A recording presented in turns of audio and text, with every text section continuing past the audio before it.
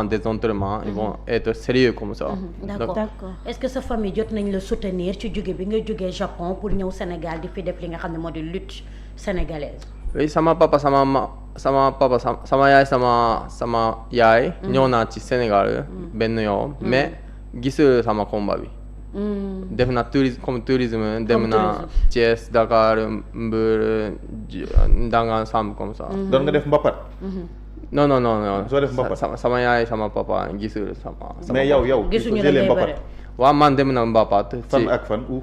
Thiès, Mbour ak Joal Fadiouth ak Ndangan Samb, Dakar. oui. ban combat nga mujj def ba nga xam ne ci la ñëpp découvrir sax ban combat la woon. ban combat. biñ lay njëkk a découvrir Songotin. que ci Ndangan Samb. Ndangan Samb. oui quand def na prise. dans la Grand Breu. c'est adversaire aussi il était champion. avant moo gënoon nekk champion bu mag foofu. oui c'est ça. bi nga ko daanee ci nga daal di. oui. d'accord après bi nga siiwee tey nan nga dundee célébrité boobu ak li nga xam ne moom moo di sa liggéey. non c'est mais tout le monde il m'a félicité.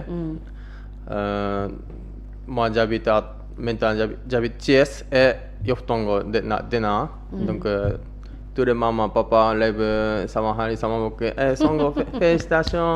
après les enfants ils vont venir oui ils sont contents. nga ne léegi star la. non pas tellement. il y a beaucoup de stars.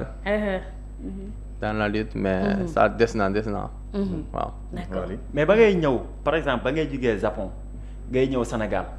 wax nga ko da nga gisoon Bombardier mais après ba nga ñëwee li si ëpp dañ lay gis ngay ànd ak Albouri. oui Albouri. waaw Albouri lan nga seq ak moom ak seen relation yaag moom. oui avec Albouri. première fois moi j'ai vu Albouri sur internet je pense TikTok.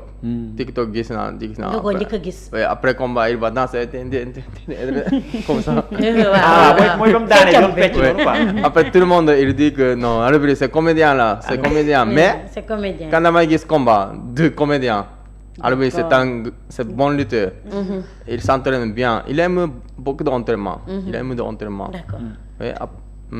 oui donc ça c'est la première fois que gis naa ci TikTok. après on a croisé en destin. oui en hasard. après on a discuté je pense ça. le courant passe. oui d'accord mu ngi noonu tey ban évolution nga am bi nga débuté sa carrière ak tey jii. évolution. évolution am na bu bari c'est exemple popularité c'est évolution qu'est-ce que ça évolue. changement avancement bi ngay door a ñëw ak léegi parce que bi ngay doog a ñëw kenn xamula woon ñuy dégg au fur et à mesure ñuy découvrir Songotin. nga dem ba nekk star. évolution bi léegi. oui quand je marche en ville. tout le monde il m'appelle Songo. par 2 mètres 3 mètres comme ça. je ne marche plus. dans la ville. d'accord léegi bu weesoo lutte bi dafa am beneen liggéey booy def. ban liggéey la. liggéey c'est moi damay def sac avec damay fabriquer. des sacs yi ay sacs. des sacs en cuir.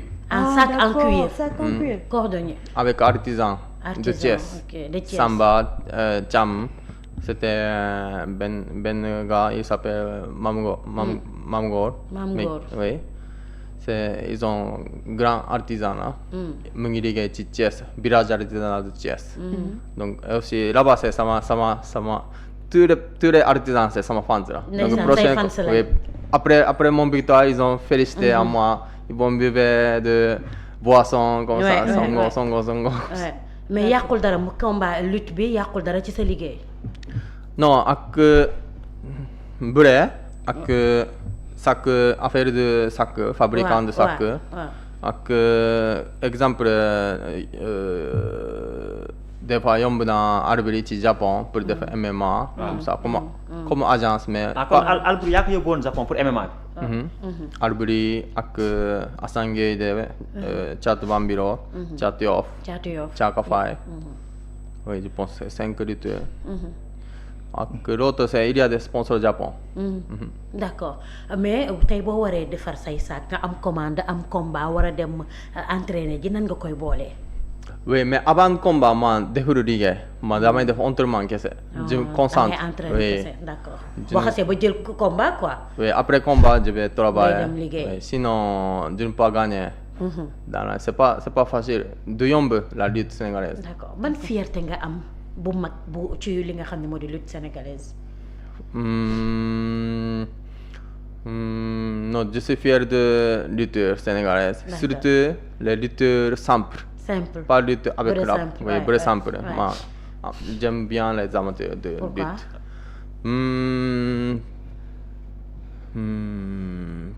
parce que amul dóorante moo tax wala parce que dóorante. Non, c'est pas ça. Avec Doro aussi, c'est dafa neex. dafa neex. Mais bëre simple moo gën a metti. Exemple, ci mbapat, il faut tracer 5 lutteurs, 6 lutteurs pour être champion. pour devenir champion. Donc moi, mon avis, je veux participer mbapat et jàpp drapeau. bëgg naa jàpp drapeau. bëgg nga jàpp drapeau ni yëkkati. Oui. D'accord. ak nag yi. ak nag yi. ngay gagné nag yu bari. Après je vais couper damay lekk avec talibé yi.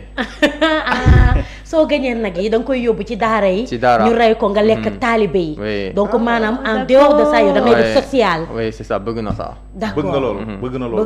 bëgg nga loolu. ay Bëgg naa nag bi. dem yóbbu ko ci taalibe yi ñu lekkandoo. ndeysaan.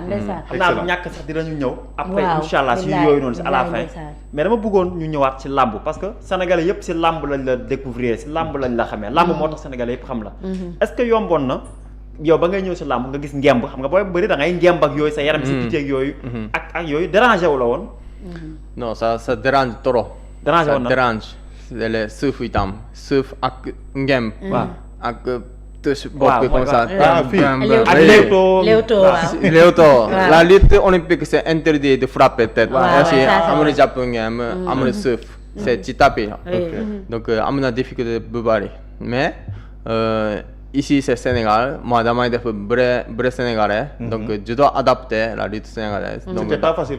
oui, ce n'était pas facile moi. Donc j'étais à Thiès, mais j'ai déménagé à Yoff Tongo maintenant. C'est pourquoi am na géej gi. Et aussi ci écrit bi mu ngi def entraînement bu baax a baax a C'est baax. quel écrit? sama écrit inscription c'est écrit école de lutte Samba Diaw borom Samba Thiès. Diaw. Écrit Jaxaw je pense que. vous connaissez Samba écrit Dia. Ja. Samba Diaw. Village Samba Samba Diallo. Samba Diaw. Samba Diaw Samba Diaw. école de lutte Samba Diaw bi Oui, je nekk pense que Thiès. Samba Diaw qui a Jaxaw. créé école bi. Donc mu ngi tudd école de lutte Samba Diaw. Mais damay centre ne écrit Yoff. ci caatu Yoff. donc Thiès la ne quartier bu ñuy wax Jaxaaw. donc nga ñëw di entraîner Yoff ci caatu Yoff. Oui. d'accord est-ce que nekkul loolu moo tax sa combat yi ngay togg ceebu jën ndax géej gi la jege. Oui, bien sûr. di napp di togg. Bien sûr. Man préparé ceebu jën avec ayos ci ça je vous def remercie. suul def bëggëj. Oui, def naa saraxe ak togg ceebu jën. Saraxe na. dama avant dem arène. Waaw. Après sama xarit sama fans yi ñëw na kër sa caatu fan si Yoff ñëw waaw kër caatu Yoff. pour lekk ceebu jën bu yeex bu Bu neex. am suul. yow kay Am suul. yow am kay suul. loolu Ouais. kay moo def sa différence lan? ak Amadia. ak kaani ak bëggëj. baguette di dam. ak bëggëj tamit. Waaw. yow dootoo ñibbi. Non. yow moom Japon nañu xam ne pare nañ ci yow. bàyyi na Japon. bàyyi nga Japon bàyyi na Japon. yow ba nga Japon. bu weesoo ceebu jën ak suul ak bëggëj ban mooy sa plat Léegi Nabou. préféré sénégalais. léegi Nabou dama am sama Amadia allo Amadia c'est que Baara bëggul jàmm nag de. man la Baara Seneweb yaa ngi ci jàmm. Baara bëggul jàmm. Amadia naka defet bi doo ko dundee yaa ngi ànd ak Seneweb Songotin nag la ñu invité tey. waaw moom ngeen la. Songotin la ñu invité nii ci plateau bi. waaw. waaw léegi yow est-ce que pare nga pour bëreeg Songotin. Songotin la. Songotin Kalla tubaab. waaw. ne tubaab bi. waaw yow ça va man bëriwuma ay tubaab waay. lu tax da nga ko ragal wala. kooku du ma moroom kooku ñaari combat la. mais Baye Ndiaye nee na fi mu ne nag nekkatul affaire de kii mu am 2 combats kii mu am 3 combats. waaw loolu yëpp dëgg la mais man ak moom loolu du yoonu la. kooku yaaw jàll daal ak wuli. ak wuli. ñooñu ñi mu daal man xooluma leen sax. léegi yow waaw léegi bu ñu génnee ci loolu boo ko doon encouragé par rapport ak làmb ji yow noo koy dalalee. c'est vrai. ci làmb ji nga xam ne ci la dugg jugee ba beneen dëkk ñëw bëgg li nga xam moo di seen culture. waaw mais yow kooku loolu kii moom la man dama kaa indi fii parce que indi ma ko ci làmb. Ama Dia ni ngay waxee nii yaa ngi bëgg a daw deuxième de. waaw non moom mu ngi ñëw fii dama tax. waaw mais war nga ko mën a dalal tamit bu fekkee ni làmb boole na leen ngeen mën a boole. teraanga sénégalais teraanga. waaye man la ku may dalal ku ma dalal man lañ mën a dalal. ndax man ci jagat laa jógee. ci defet nga jógee moom mu jógee ci victoire te xam nañ ne am na benn promotion bu extraordinaire boo xam ne am na ko làmb war na leen a mën a boole bu fekkee yaa ko mën kay nga wan ko après ñu avancé bu la mënee moom tamit mu wan la boppam. kooku amul lu mu ëppale si làmb du coow du fi du bëri du dara. waaw man lu fekk ci kaw laay neen da lay rey am ma paas la ko. nee na da lay rey jox ko. nee na da lay rey. fais comme ça sur le micro waxal. salaamaaleykum. ça va Ama Dia. teg ko ci micro bi. waaw yaa ngi jàmm. maa ngi siam bu baax alhamdulilah. waaw. yow bëgg na sama combat. man bëgg naa yow de. waaw bëgg nga bëri man mais yow bëggoo si man la yow ñaari combat nga bëri n'est-ce pas. waaw ñaari combat mais quand ngay def combat après victoire 5 victoire baax na. nga ne. après quand damay daan 5 lutteurs yaa ngi da ngay jàpp sa man voilà. léegi loolu. man yow dégguma tubaab de. nee nga wax ko wolof. kii olof la laat. après juróomi combat di nga bëreeg moom. après juróom combat dina ko moom. dinaa bëreeg yow. dina mën nga bëre waa benn combat la ñu bëri. mën nga bëre benn wala ñaar ñu bëri. ne boo amee benn victoire mën ngeen bëri. beneen victoire mën ngeen bëri. ok non baax na te dëgg la comprendre dëgg la donc damay daan beneen lutteur après maa ngi ñëw ci yow. amul problème boo bëre waatee bëre waat man maa ngi si 12 combats. 12 combats combien de victoire ñaata victoire. man am naa 8 victoire 4 défaites. 8 ok baax na. waaw looloo tax nag mënuma bëree yow man su ma bëree yow man damay mokk. ok après quand damay daan beneen lutteur maa ngi ñëw ci yow. nee ko di nga ko rey. boo daanee benn wala ñaar rek incha allah maa ngi lay mais defal attention Songo Ting am na doole de. kan mooy def attention. Songo Ting am na doole. màgg na Songo Ting am na doole. yow sa gàttaay bi fooy. il a dit que da nga gàtt yow da nga gàtt. tu es court. je sais man dama gàtt. waaw da ngaa gàtt moo tax mënu am doole bu ma jaaxal. non amul benn problème man def naa ci mbapat avec Ndior ak Ndama. waaw mbapat ñëpp ko def bu yow kese ñun ñii ñëpp dañoo jaar si mbapat ñun suñu mbapat sax moo gën a metti yow mbapat yi ngay bëri suñu mbapat amul sécurité amul dara. mais baax na yow defal attention kese. oui maa ngi ñëw. Songo maa ngi ñëw. dal seen kaw. Songo mu ngi ñëw. tey ngeen de Songo mu ngi ñëw dal seen kaw. tubaab yow da ngay jàng. non ok Ama Dia problème comme ça am na problème donc. am na problème kay am na problème bokk. Ama Dia. Songo mu ngi ñëw nee na am na problème parce que yaay cible am. dal seen kaw. kii moom la bëree bëree waat moom kii 2 combats la tey aw jaaw daan ak wulli ba mu gëjee daan ci làmb wulli moo gën a yàmbal si mbër yi. yaaw jaaw moom si suuf kuy débuté moom nga war a bëri. ok moom ñaari waaw ñi mu daan yëpp bëri wuñ fi waaw léegi man may bëri kii waaye kii bëri waa mais après ñaari victoire incha allah di ngeen mën a bëri nee na. il a dit benn victoire. nee na benn waa benn. sama 4e combat Ama Dia. nee na ne ko mooy 4e combat. moom nee na yaay 4e combat am. sama carrière bi c'est sans défaite. ci arène. waaw jaajëf da ngeen di bëre Sénégal bëre Japon loolu laa bëgg. man bu bëggee ñu génn bëre mais fii moom bëree wu. non bëre Sénégal bëgg door ko métti bu daan. nee da ngeen di bëre Sénégal après ngeen bëre Japon. non Japon amul doole. Sénégal moom mënaguñ fee bëri na bëre booy ba si dara. waaw loolu la yow saa il faut faire ici. sinon Ama Dia merci beaucoup Ama Dia une partie gris gris. barki yàlla man yow laa faral ba tey. man yow laa faral ba tey. yow laa faral ba tey jaajëf.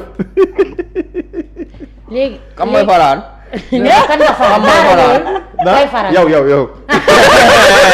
baal nag ñaar say say la kay mais c'est bon. xam nga Amadia sama xarit la. nee na mais yow laay faral. nee na baax na c'est léegi Amadia il a bien parlé. waaw c'est de Lagar. Amadia de Lagar waaw donc mu ngi xaar. mu ngi xaar sa combat. donc maa ngi ñëw. yaa ngi seen kaw. léegi yow fay utee cumukaay Amadia ngay sóoru ji de. non su ma waxul dara sur cumukaay c'est secret. ah c'est secret. Oui. mais léegi yaa ngi takk giri-giri. Ah, bien sûr mais ça tout c'est secret. da ngay sangu. damay sang mais ça c'est secret. loolu yëpp c'est secret yow dootoo ñibbi yow.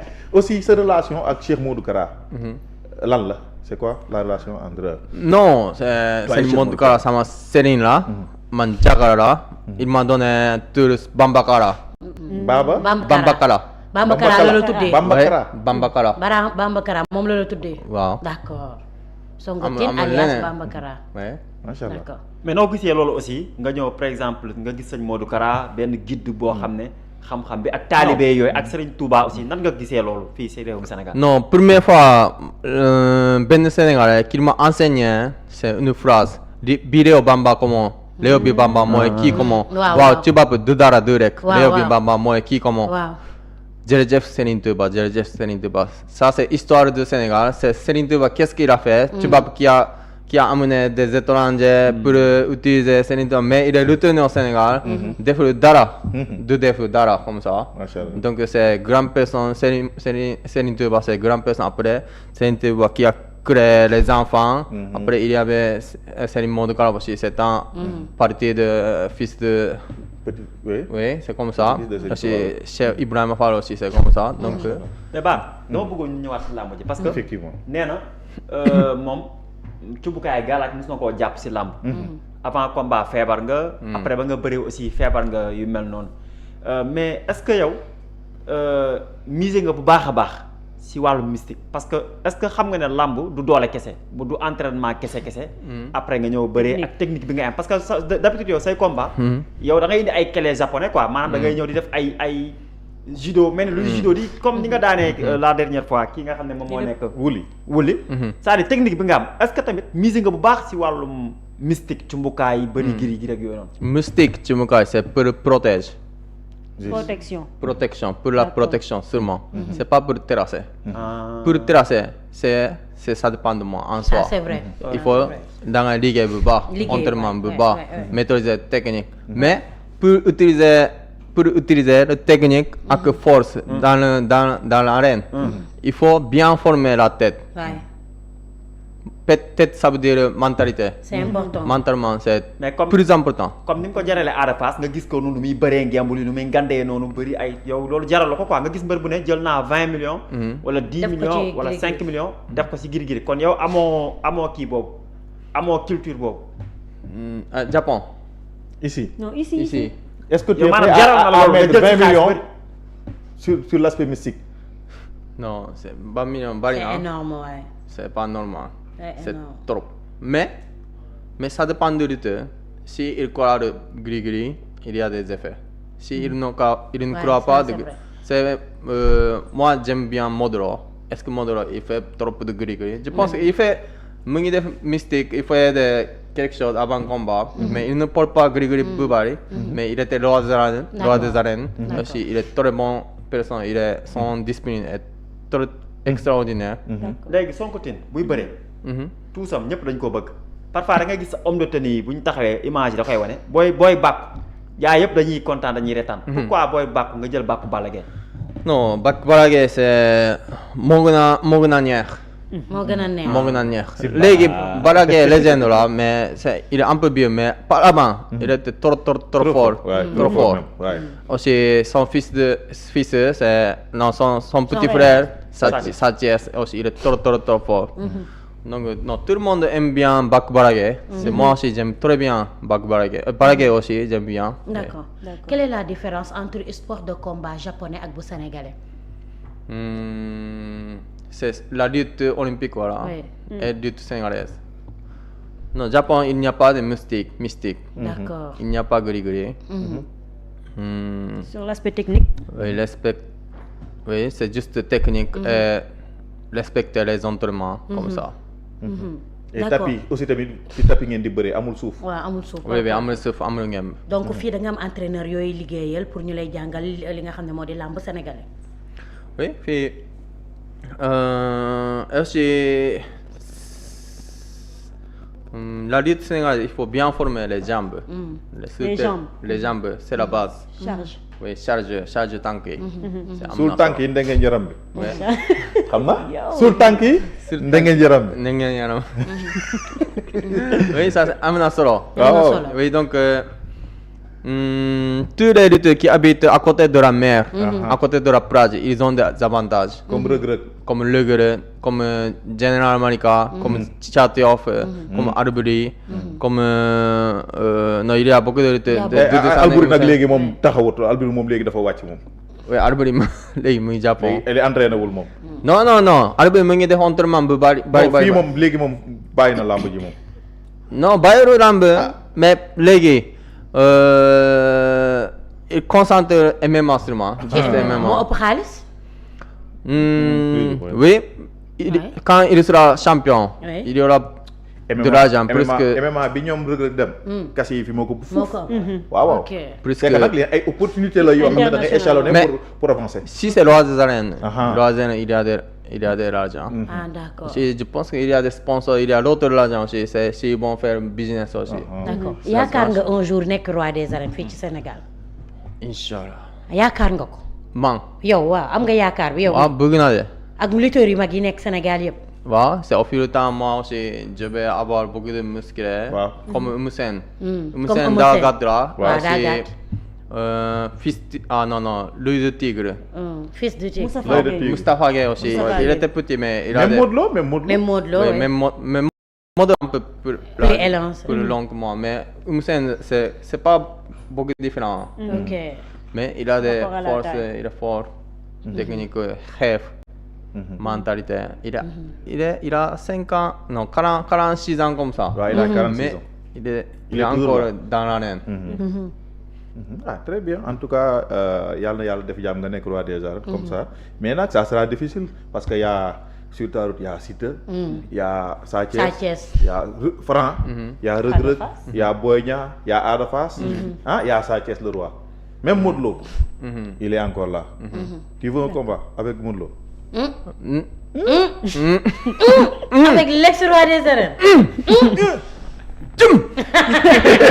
mais Sonko jàmbaar la 2 combats 2 victoires. waaw 2 combats dans l'arène 2 combats 2 victoires. mais gis xam nga c'est la lutte sénégalaise c'est pas force et technique seulement.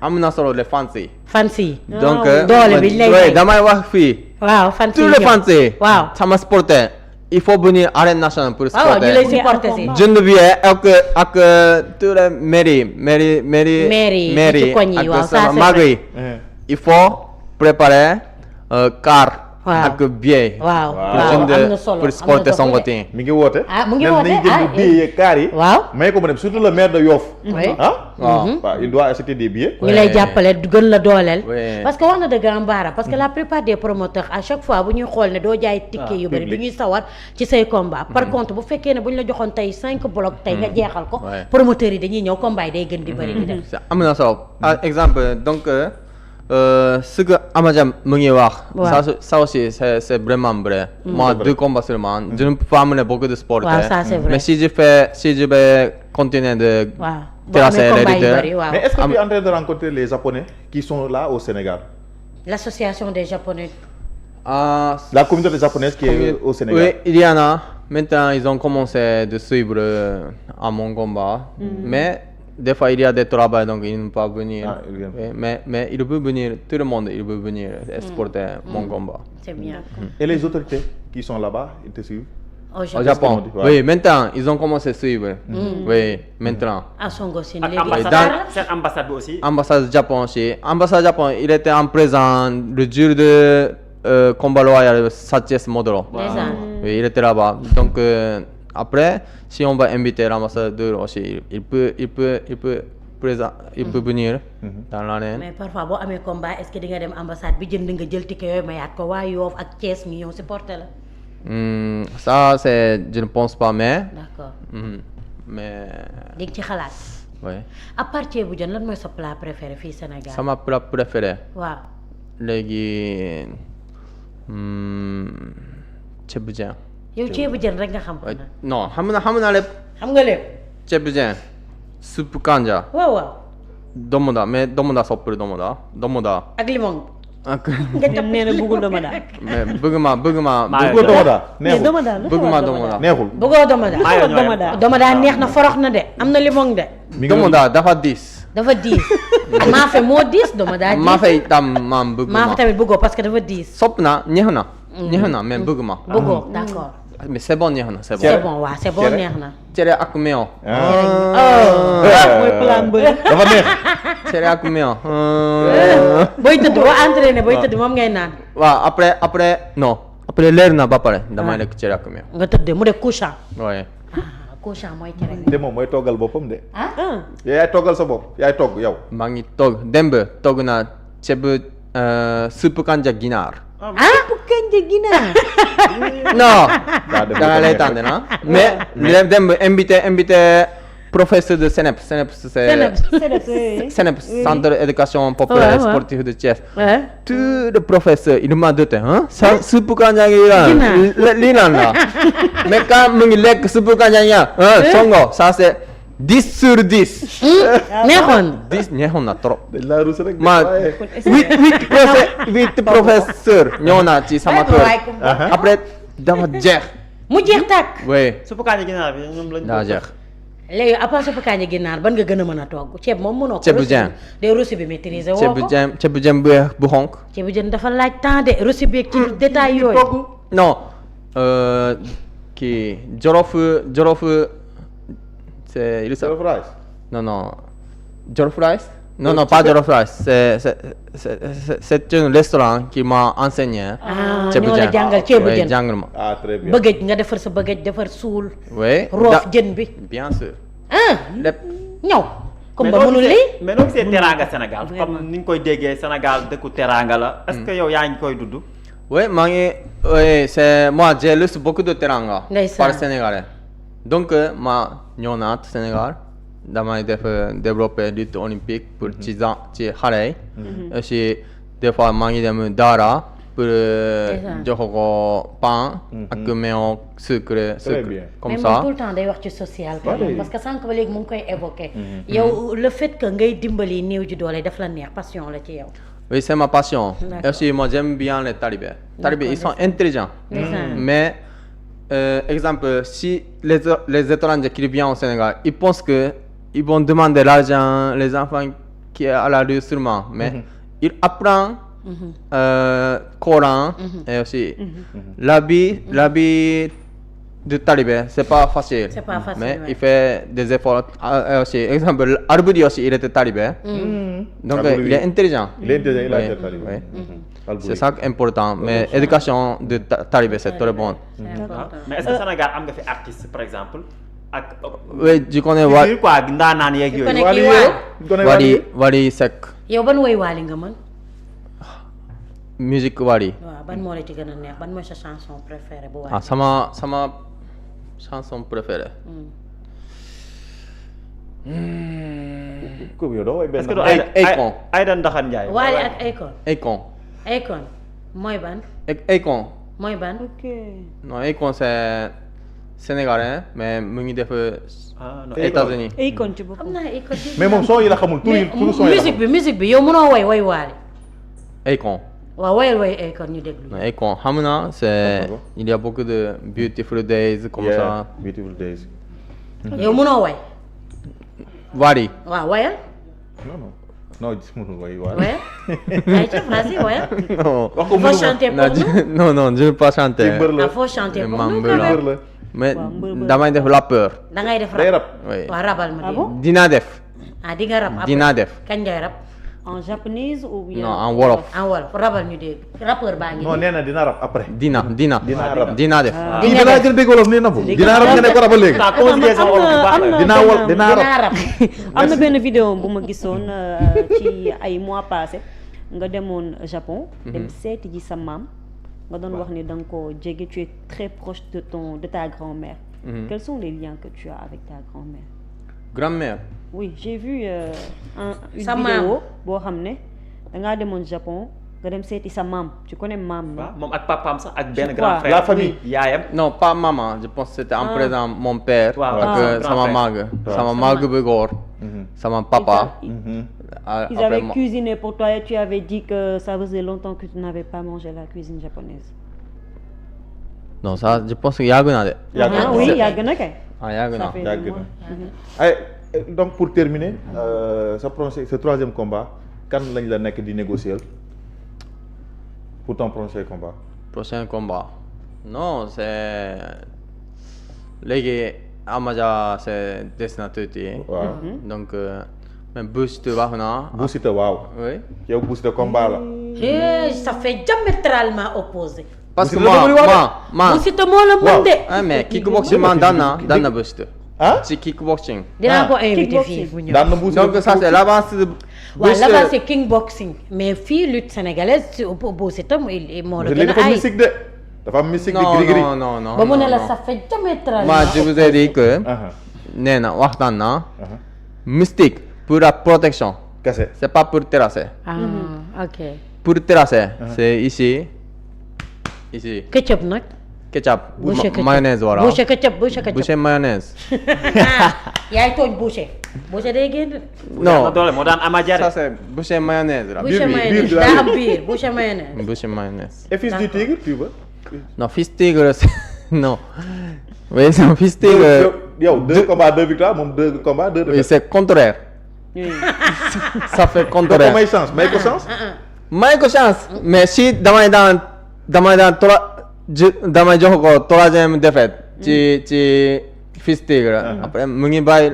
ah bëggoo ko yóbbu retraite. Ouais, bëggoo ko donc il faut donner Anjiga, fils tigre Anjiga combat là. un giga daan. Oui, fils tigre Anjiga, il faut donner chance. Mais Anjiga aussi, il fait top après jump down. Si quand am 3 défaites, c'est fini. Donc moi c'est dafa metti pour fils tigre. Baaxoor. mais papa Boy Djiné moom mën nga bëre ak moom. non Papa Boy Djiné. Boy Djiné Géejawaay. Xamul Papa Xamul Boy boobu. Djiné. Mais après dama Madji Madji waaw Madji. Manji. xamu ko xamul ko papa xamu Boy ko Djiné. xam ko en tout cas merci beaucoup. Merci. Ça a été un plaisir de vous recevoir. Merci. ñu bàyyi la nga def sa dernier mot ah même si Est-ce que si am tu nga veux parler jabar Sénégal? aux japonais qui sont Ouais. là en train de vous regarder. est-ce que am nga jabar Sénégal.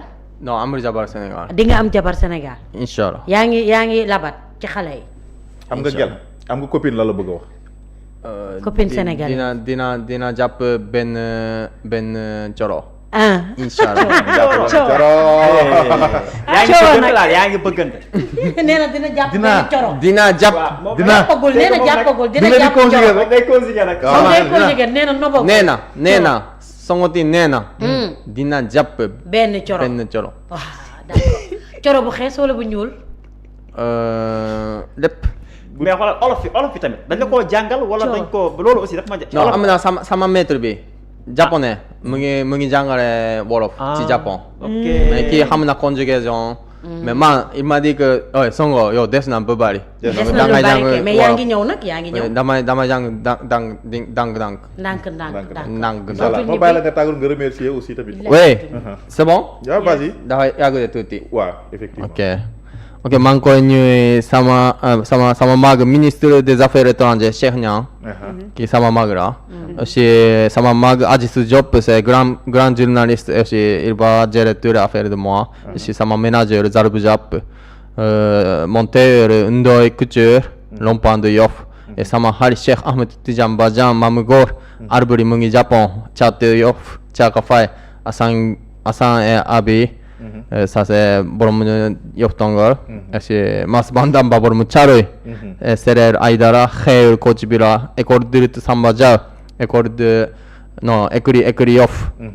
tous les lutteurs tous les coachs. aussi Seneps de Thiès maintenant c'est directeur mu ngi tudd Nara. aussi Papa Bousso. Cheikh Diagne tous les gardiens. aussi tous les encadreurs de Seneps. aussi ma famille sama yaay Ngom Tine sama papa Sirey Tine. Kumba Ousmane Lamine Fatou Cheikh Mohamed. Ancien comité CNG c'est Boubacar Diop. Assane Fall Mamadou Seck Thierno Ndiaye. grand arbitre Dramé aussi Assane Gueye de mu ngi Japon mu ngi def MMA ci Japon léegi Moussa Gueye de borom Thiès Thiat Bambilor léegi mu ngi def bëre door ci Bambilor aussi sama mafia ak sama fans yi sa mafia bi waaw sama mafia bi Thiès ak sama mafia bi Yoff Tongor Nina aussi sama fans yi tout le monde il faut supporter Songotin quand am combat prochain combat yi da ngeen ñëw ci arène nationale pour supporter Songotin damay jënd car ok jënd ticket am ay ticket may ko waa Yoff Tongor waaw yëpp lay ñëw aussi prochain combat damay def open press ci Yoff Tongor Nina ak Thiès d'accord léegi yow ñaari open press la def léegi yow doo woo sa mbokk séeréer ndax fii tin séeréer ay séeréer lañ te yow tin nga sax naa fi yow mu ne ma naa fi yow mexeme añaja aw ndik rek tambina oxey maak nancarake waaw fa laa yem de mexey noosa mexey sa ndik rek mageno maa génnoo Joal Joal ngeno yo